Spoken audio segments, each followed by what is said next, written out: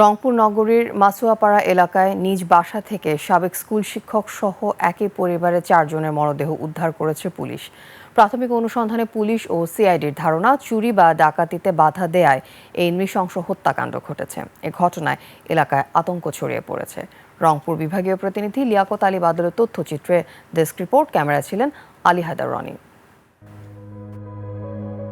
রংপুর নগরীর মাসুয়াপাড়া এলাকায় নিজ বাড়িতে পরিবার নিয়ে বসবাস করতেন রংপুর জেলা স্কুলের অবসরপ্রাপ্ত শিক্ষক গণপতি চক্রবর্তী।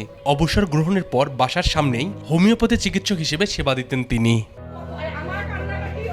গত বৃহস্পতিবার রাত থেকে ঘরটি ভেতর থেকে তালাবদ্ধ ছিল। পরিবারের কারোর সঙ্গে ফোনে যোগাযোগ করতে না পেরে শনিবার রাতে পুলিশ ও ফায়ার সার্ভিসে খবর দেন স্বজনরা। পরে পুলিশ ও ফায়ার সার্ভিসের সদস্যরা শনিবার মধ্যরাতে দরজা ভেঙে গণপতি চক্রবর্তী, তার স্ত্রী প্রীতিলতা, স্নাতকোত্তর পড়ুয়া মেয়ে প্রার্থনা এবং 5ম শ্রেণীর প্রিয়াম চক্রবর্তীর মরদেহ দেখতে পান। পুরো ঘরের আলমারি ভাঙা এবং মালামাল ও অলংকারের বাক্স ছিল ছড়ানো ছিটানো। আমরা সুষ্ঠু বিচার চাচ্ছি।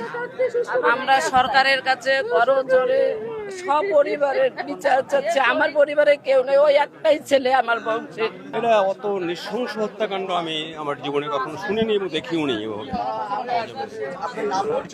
আঘাত করছে, মা মেয়ে এক জায়গায় পড়ে আছে, তার আমার কাকা শ্বশুর ছাদের উপরে এক কোনায় পড়ে আছে, আর আমার শালাটা সে একটা ঘরের খাটের নিচে তার মৃতদেহ পাওয়া গেছে।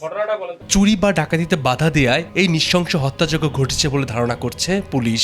তবে তদন্ত শেষে প্রকৃত কারণ জানা যাবে। তাতে আমার মনে হয়েছে, প্রাথমিকভাবে আমি মনে করছি এটা ডাকাতির ঘটনা। ডাকাতি, তবে তদন্ত না করে শেষ কথা বলা যাচ্ছে না। তাদের সমস্ত মানে আসবাবপত্র যেগুলোতে আমরা সাধারণত টাকা পয়সা বা গহনাপত্র রাখি, সমস্ত কিছুই তারা ভেঙে ফেলছে।